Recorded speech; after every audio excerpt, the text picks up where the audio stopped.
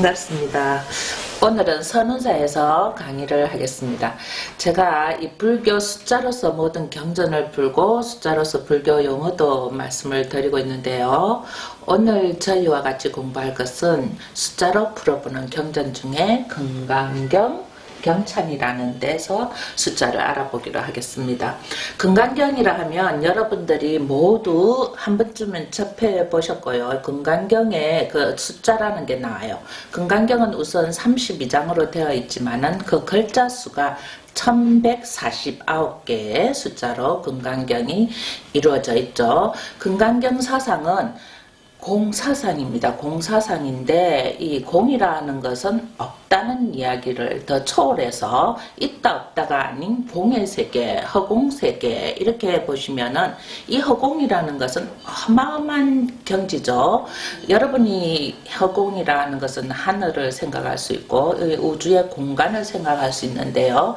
이런 공간을 앞에서 제가 계속 설명했듯이 일체라고 말씀을 드렸습니다. 그래서 금강경이 잘못하면 공사상이라 해서 아무것도 없는 허공이라는 그런 말이 아니고 일체 모든 법이 다 포함되는 거죠. 이런 금강경에 대해서 말씀을 드릴 텐데요. 우선 금강경이라는 구조, 금강경 안에 어떤 구조로 되어 있냐 이런 것을 오늘은 금강경, 금강, 반야, 바라밀, 최고의 지혜의 경전이라고 해서 경찬이라는 부분을 따서 숫자로 알아보기로 하겠습니다.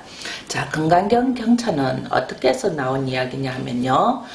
진화국이라는 옛날 옛적에 비산현령의 류씨라는 딸이 19살에 이제 죽었어요. 죽어서 염라대왕한테 갔죠. 이제 염라대왕한테 7일 만에 갔대요. 우리가 사실은 이 49일 만에 염라대왕을 칭견하기도 힘든데 왜 그런가 했더니 살아생전에 금강경을 계속 독송을 했다는 거죠.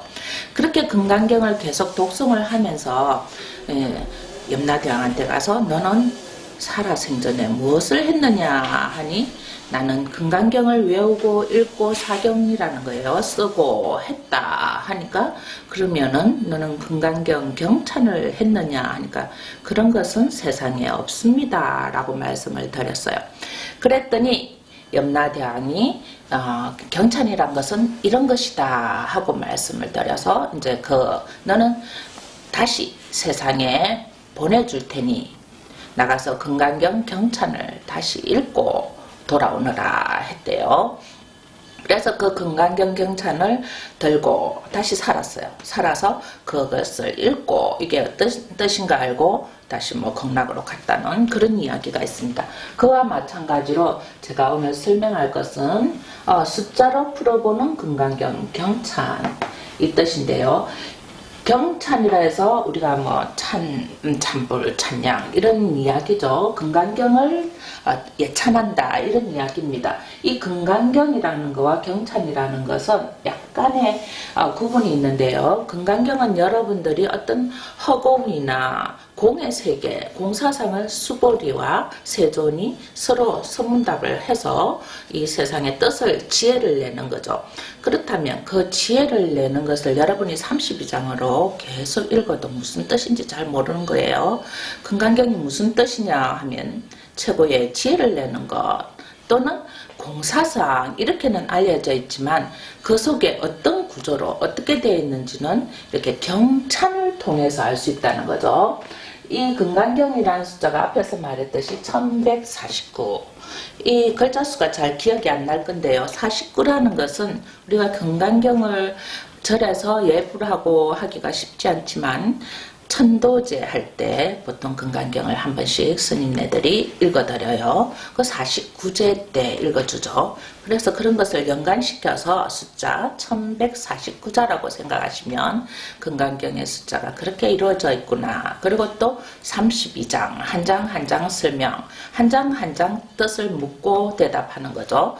수보리라는 것은 부처님의 10대 제자 중에 해공제일, 해공으로 뛰어난 제자 중에 한 사람이죠. 그래서 지혜제일이라면 사리불이 있다면은 해공제일, 공을 터득한 지혜 제일이라는 제자가 수보리라고 하시면 돼요. 그러면 이 금강경은 누구와 누구의 이야기냐 하면 이 공사상 공을 이야기하고 공을 제일 잘 깨치는 수보리와의 서로 문답이라고 보시면 돼요. 그 수보리를 해공제일이라고 하죠. 해공제일, 또 다문제일, 안한, 지혜제일, 사리불, 이렇게 법문 이런 제일 이래서 10명의 부르나 존자든지 이렇게 많은 가전년이라든지 10대 제자가 있죠. 그 중에 이제 수보리라는 것입니다. 수보리와 세존 두 사람만이 하는 것이 아니고 첫 장에 부처님께서 자리를 펴고 법문을 하시려고 앉으셨을 때 1250 비구아란 부처님의 당시 제자가 1250이라는 비구 아라한으로 둘러싸여서 수보리가 묻고 부처가 대답을 하는 그런 게 금강반야 바라밀다 심경입니다. 그래서 그 속에는 어떻게 구성되었냐, 다시 말해서 불이라는 단어 용어가 69개고요. 세존이라는 용어가 51번이 나와요. 그리고 열애가 85번이 나오고요. 보살이 37번. 30 이상 할 때 우리 용어에서 80종어 30 이상 하는 그 용어가 7번 나오고, 공덕이란 용어가 8번, 장음이란 말이 8번, 바라밀이 5번, 수보리 138번이에요. 계속 수보리야. 이게 무슨 뜻이냐? 세존이시여. 이게 무슨 말씀입니까? 하고 서로 선문답을 할 때 나오는 수보리라는 이름이 138번이 나오죠. 그리고 세존께서 선남자 선녀인이시여. 내 말을 잘 알아들어라 해서 26번 나오고요. 아이고 하고 이제 38번에 중생이라는 말은 또 36번 어이우나, 31번 여시, 30번 수다원, 4번 사다함, 4번 아나함, 4번 아라한, 4번 그리고 안욕따라 삼막삼보리 21번, 복덕 18, 항아사 13, 미진 12, 삼천대천세계가 7번, 그리고 비군이란 말이 3번, 사구계가 7번입니다. 그래서 금강경이라는 장로도 32장, 32장으로 굉장히 많은 숫자로 경전이 설해져 있다면 이 경찬에서는 각각 용어가 이렇게 많은 숫자들이 나온다는 거죠. 여러분이 금강경을 그냥 읽고 그 묘한 묘법의 기운이나 에너지를 받아서 서원 성취를 하는데 많이 읽거든요. 그게 불가사의한 경전이죠. 우리가 아무 뜻도 모르고 경전을 읽게 되어도 이 법은 너무 크고 강대해서 불가사의한, 우리가 알 수 없는 기적 같은 소원 성취를 바라게 되고, 또 그것이 이루어지는 게 금강경을 독송하고 또는 쓰고 사경하고 읽고 하는 겁니다. 그렇게 하는데 이제 여러분이 이 경찬을 통해서 도대체 불이라는 거, 부처님이라는 말씀이 이렇게 많이 나왔나, 또는 여러분이 잘 알지 못하는 안욕따라 삼막삼볼이란 말이 21번이 나온다는 거죠. 그러면 경전 속에 우리가 경전을 읽다 보면 수벌이여 어여나 여시아문 이렇게 세존이시여 이렇게 이제 계속 읽어대면 사실은 무슨 뜻인지 모르잖아요. 근데 이렇게 한 번을 용어에 대해서 몇 번 나오고 이런 용어가 무엇을 뜻하는가 하면은 금강경의 내용을 알 수가 있겠죠. 불이라는 것은 부처고, 세존이라는 것 역시 부처님이고, 열애라는 것도 역시 부처님이고, 보살이라는 것도 부처님이죠. 그죠? 그러면 여기서 벌써 60번, 51번, 37번이라는 부처님에 대한 용어가 엄청 나오죠. 그렇게 해서 부처님과 또는 수보리가 여기서 138번이라는 숫자가 나올 때는 수보리와 부처의 이야기라는 것을 짐작할 수가 있죠. 그리고 이렇게 짐작을 하는데 부처님이 무슨 말씀을 하셨나 하는 것도 여기 용어를 통해서 짐작을 할 수가 있어요. 어떻게 짐작을 할 수 있냐면, 부처님이 누구에게 이 법을 말씀을 하셨냐면 선남자, 선여인 26번 나오죠. 또 중생이라는 게 36번이 나오는 겁니다. 이렇게 이제 많은 숫자가 나올 때는 선남자, 선녀인과 중생을 위해서 설법을 하셨다는 거죠. 수보리와 선문답 하면서 중생과 모든 선남자, 선녀인, 남자, 여자라는 거죠. 그런 선한 행위를 하는 남자와 선한 행위를 하는 여자들, 그리고 일반 모든 중생들에게 이 법을 전했다는 거죠. 이 법이 무슨 법이냐면 수보리한테 이야기했으니까 지혜의 제일, 해공제일, 공을 설하셨다는 거죠. 그렇게 해서 이제 여기 밑에 가면 수다원, 사다함, 아나함, 아라하니 이런 숫자가 나오고요. 안역따라 삼막삼볼이란 말이 21번이 나오죠. 복덕도 18번이 나오죠. 그러니까 우리가 이렇게 부처님이 하신 말씀이 최상의 지혜를 가지면 복덕을 받을 수 있고, 이 복덕이 삼천대천세계의 항아사의 미진, 이런 용어는 무슨 이야기냐 하면요, 항아사라는 것은 항아사의 모래 숫자라는 것은 우리가 여러분들이 여름에 바다에 가잖아요. 그 모래알이에요. 그 모래알 숫자, 이 삼천대천세계의 항아사의 모래알 숫자가 얼마나 많겠어요, 그죠? 그렇다면은 우리가 지금 뭐 대한민국에서는 해운대 해수욕장 가잖아요. 거기서 모래를 다 세어보면 몇 개나 될까요? 근데 그 모래수만큼이 아니고 삼천대천세계, 지구는 하나의 세계잖아요. 그러니까 하늘마다 삼천대천이라는 것은 제가 앞서서 불교의 용어에 대해서 말씀드렸습니다. 대라는 것은 1급, 소급, 중급, 대급처럼 숫자가 점점 1급이 4억 3천년이라 했으니까 그 숫자를 뛰어넘은 삼천대천세계에 있는, 우리 대한민국에 있는 해수욕장의 모래알만 해도 우리는 해수욕장 한 곳에만도 모래알만큼 못 세잖아요. 근데 전국에 있는 모래 숫자가 아니고 삼천대천세계에 있는 모래수만큼의 복덕이라는 거예요. 그렇게 어마어마한 숫자들이 이 금강경에 숨어있죠.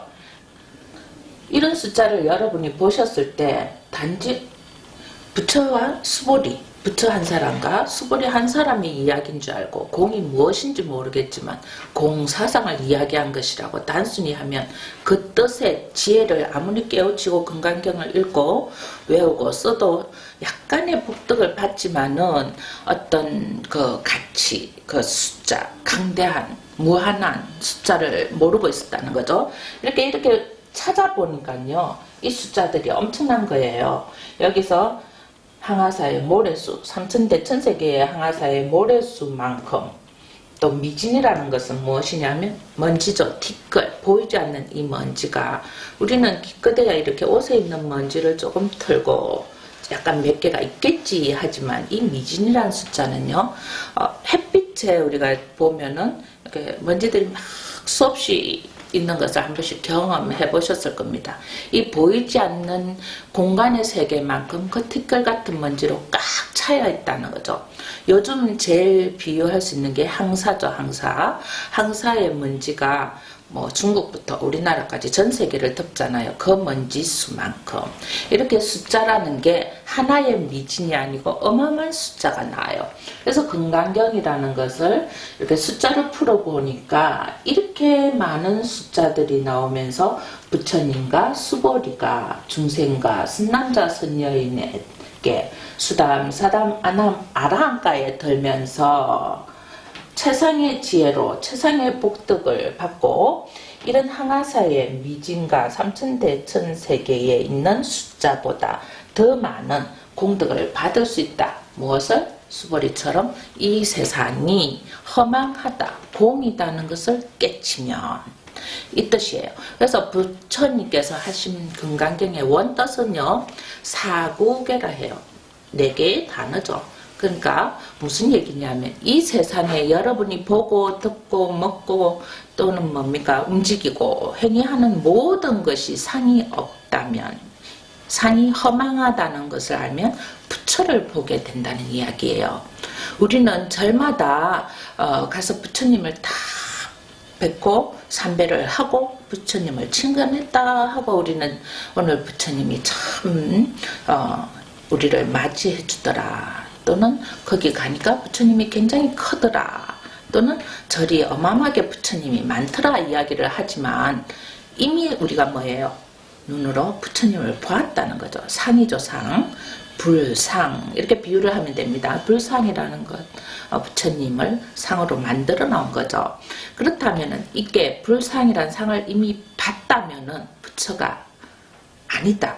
나는 어느 절에 가서 물론 선운사도 이렇게 부처님이 많고 누구나 오면은 절에 삼배를 하고 부처님을 친근하고 오늘 절에 갔다 와서 부처님을 뵈니까 기분이 참 좋고 이 절에서 영험이나 효험이 있어서 가피력을 받아서 소원이 성취됐다. 이렇게 우리는 다 알고 있지만 금강경은 이와 반대라는 거죠. 그렇다면 부처를 불상을 봤는데 진짜 부처는 못 보았다. 이게 금강 반야 바라밀다 신경의 이야기입니다. 이 이야기가 여러분이 어떻게 깨닫고 어떻게 알아야 될지 참 이게 심오하고 어려운 학문이지만은 마음을 다 비우고 그대로 믿으시면 이게 가슴으로 전해서 알게 되고 깨우치게 되는 경전이죠. 저도 수없이 이 경전을 목탁을 들고 연부를 하고 또는 사경도 하고 사람들과 같이 이렇게 읽고 또 외우고 전하고 수많은 금강경을 편찬이 아니죠. 참 제가 법보시로 많이 나눠줬어요. 이 법보시 할 수 있다면은 저한테는 참 굉장히 기쁨이었어요. 그래서 제가 금강경을 기도하고 연부를 해줄 때 법보시를 많이 했죠. 그리고 어디서 이제 금강경을 특강을 한다 이렇게 하면 특강하고 그게 금강경 책을 몇 박스를 들고 와서 사람들한테 나눠준 기억이 있는데요. 그렇게 이런 말을 써서 죄송하지만 미치도록 열광적으로 금강경에 집중하셔서 해야만이 금강경 뜻을 진짜 조금 손톱 위에 흙만큼 세발에 피만큼 이렇게 빙산의 한 조각만큼 알 수 있다는 말도 있어요. 이렇다면 불교 하기 싫을 수도 있어요. 너무 어려워서 하기 싫지만은 이 세상에서 제일 쉬운 공부가 또 불교예요. 글로서 시험 치는 것도 아니고 우리가 외워야 되는 부분도 아니고 마음만 열어두면 심경이잖아요. 마음의 경전이다. 마음을 비추는 경전이다. 이렇게 생각하시면은 마음을 열어두면 모든 경전들이 이해가 된다. 그리고 이렇게 숫자로서 여러분이 항상 쓰고 있는 숫자로서 경전을 한번 살펴보시면 이렇게 용어들을 하나하나 해서 짜집기를 해보면 야 이런 뜻이구나 흥미있어 이러다가 한 장 1장에서 2장 해서 32장까지 읽을 수 있는 능력이 생기죠. 사실 제가 보살님들과 금강경을 예불 시간에 독송을 해보면요 그 32장까지 또박또박 읽어보면 1시간 정도 걸려요. 한자도 놓치지 않고. 근데 제가 지금 3, 40년 많은 신도분과 금강경을 읽어봤지만 처음 여시아문 1장 부처님께서 이렇게 말씀하셨다 하면서 끝에 가서 천인, 아수라 모든 사람들이 기뻐하고 이 경을 듣고 한이하였다. 여기 끝까지 처음부터 끝까지 목소리 내서 읽어내시는 분을 솔직히 못 봤습니다. 그만큼 한 번 읽는데 똑같은 마음으로 처음과 끝이 똑같은 에너지로 읽기가 힘들다는 거죠. 그러면 사람들이 이제 보살님들이 무슨 소원을 위해서 금강경을 3번, 5번, 10번, 48번, 100번을 읽게 돼요. 그렇지만 이렇게 손을 딱 얹고 생각을 해보면 속으로 읽었죠. 독송이 아니라는 거죠. 읽다가 지겨우면 좀 멈췄다가 읽고 또는 소리를 죽였다가 눈으로 읽고 그렇게 하시잖아요. 그런데 처음부터 끝까지 한결같은 것으로 금강경을 읽어보면 여러분들이 이렇게 이런 용어들이 다 보인단 말이에요. 불, 세존, 열애, 보살, 32상, 공덕 이런 숫자를 또박또박 읽다 보면 이게 무슨 뜻일까도 궁금해지는 거예요. 글자를 읽다 보면 모르니까 궁금하잖아요. 그런데 읽지를 않는다는 거죠. 마음속으로 소리를 내지 않으니까 궁금하지 않아요. 그냥 무슨 뜻인지 모르고 읽어도 이게 가피를 받는 경전이니까 알고 읽으시면 어떻게 되겠습니까? 기적을 일으킬 수 있다는 거죠. 경전의 마지막 뜻은 불가사의한 기적을 이룰 수 있다. 지금 현세가 아닌 후세, 다시 태어나고 다시 태어나도 윤회가 없는 세상을 살게 되고, 또는 지금 말법에 가까운 말세에도 이 경전을 듣게 되면은 어마어마하게 이 경전 전 것을 깨우친다는 얘기죠. 그리고 극락으로 가고 열반 해탈한다는 이야기까지. 생소한 용어들이고 생소한 단어지만 자꾸 반복해서 읽고 또 이 숫자를 세어보는 것도 굉장히 중요합니다. 왜 염라대왕이 이 아가씨, 19살 아가씨한테 이런 말씀을 했을까요?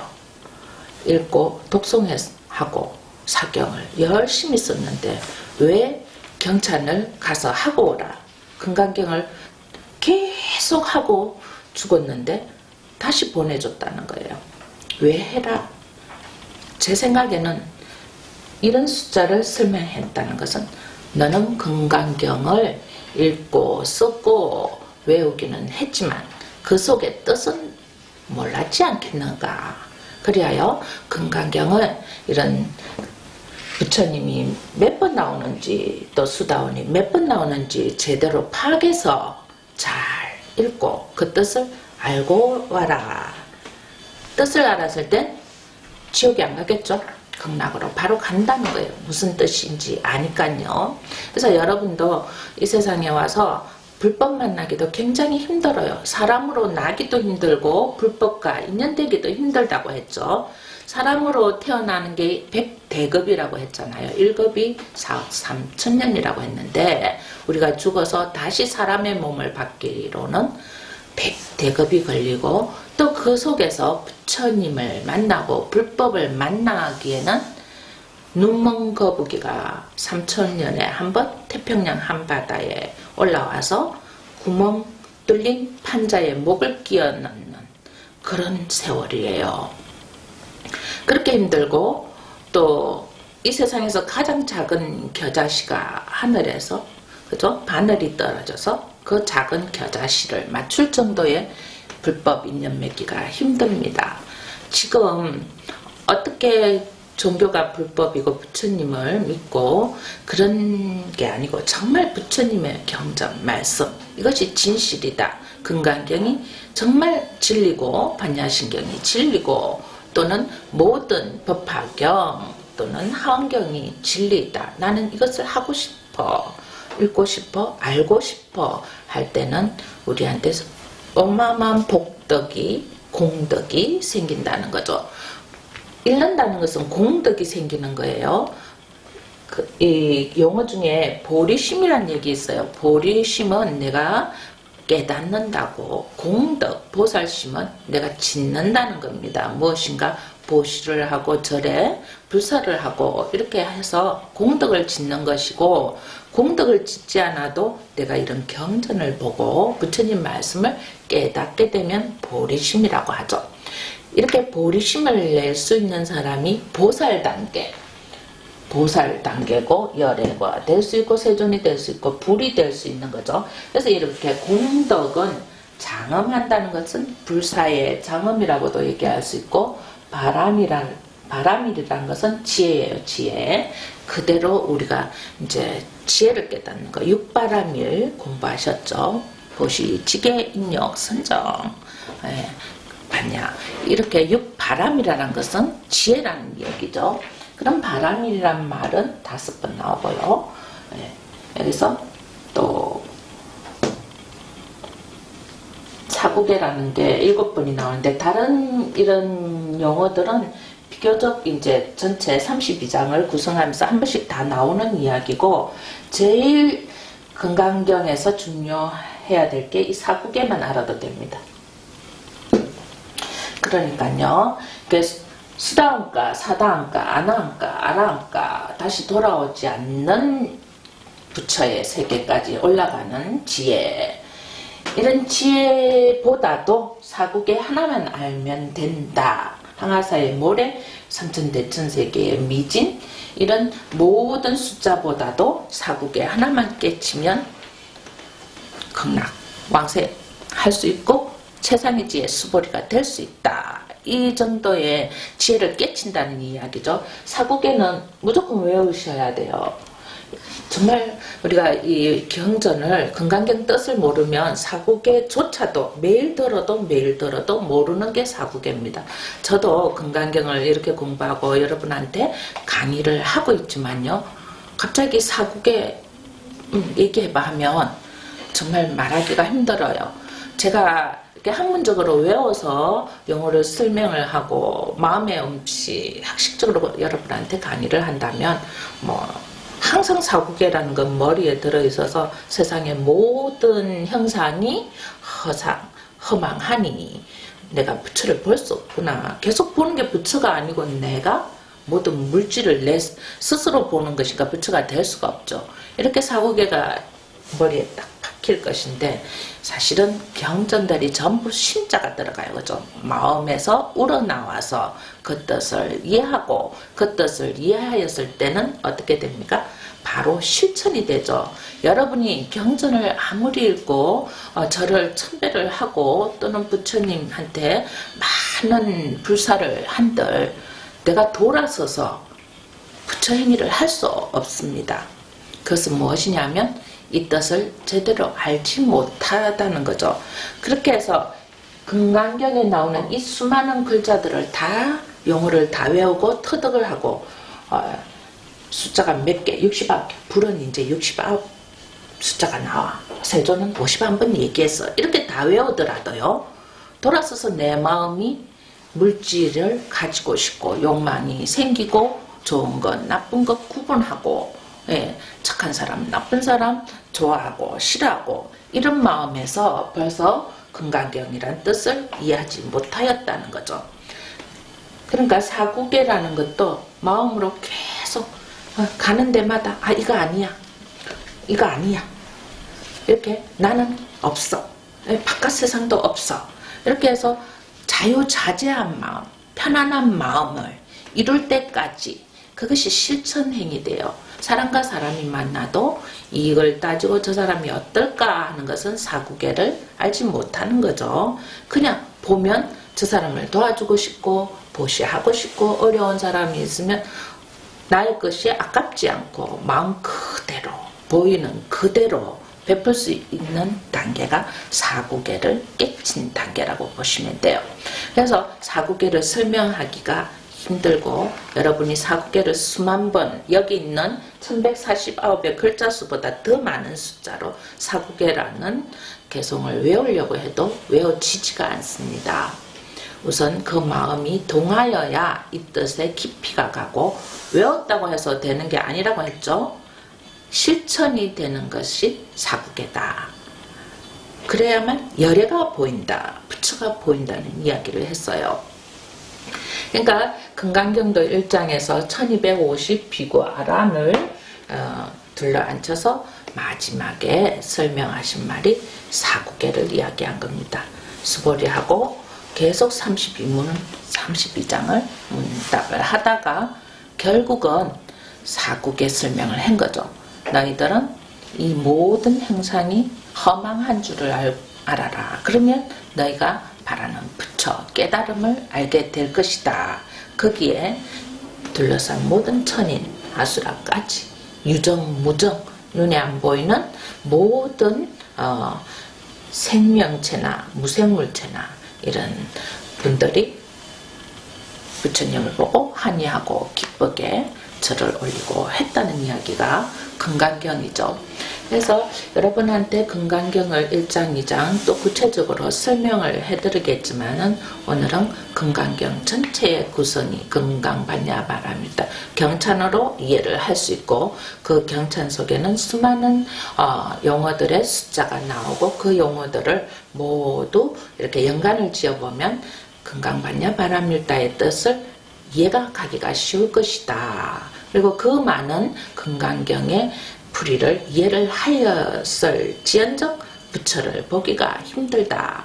왜냐하면 내가 지금 욕망의 세계, 중생의 세계로 아직 몸을 세속을 떠나지 못한 상태로 상에 의해서 기뻐하고 상에 의해서 만족하고 그렇게 해서 이제 이 마지막 제가 당부의 말씀을 드리고 싶은 것은 항상 행동하면서 나도 없고 대상도 없다. 이것이 금강경이다. 이렇게 하면 금강경을 한번 읽을 때마다 새로운 안욕따라 삼막삼보리 최고의 지혜가 깨쳐질 거라고 봅니다. 이 지혜를 깨치는 것은 어느 한순간이에요. 번개가 치는 어떤 짧은 순간처럼, 순간이 비치는 짧은 순간처럼 한순간에 내가 나의 행위나 나의 생활 습관, 내 가는 자리, 앉는 자리, 움직이는 자리가 선한 자리로 갈 때 어느 순간 이 금강경을 깨우칠 수 있는 거죠.